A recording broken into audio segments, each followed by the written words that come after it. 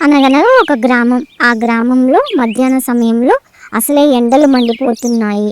అలా ఎండలో నడుచుకుంటూ వెళుతున్నాడు. ఎండకు వడదెబ్బ కొట్టి దగ్గరలో ఉన్న ఒక తోటలో చెట్టు కింద కూర్చున్నాడు ఒక బాలుడు. బాగా అలసిపోయాడు. ఆ తోట ఒక విచిత్రమైన తోట. ఆ తోటలోని పండ్లు అన్నీ మాట్లాడతాయి. ఆ పండ్లు ఒకటి తర్వాత ఒకటి ఆ బాలుడి దగ్గరికి వచ్చి, నేను అరటి పండుని, నన్ను తిను, నీకు ఆకలి తగ్గుతుంది. దానితో పాటు పొటాషియం ఎక్కువగా ఉండడం వల్ల ఎముకలు దృఢంగా మారతాయి, కిడ్నీ ఆరోగ్యంగా ఉంటుంది.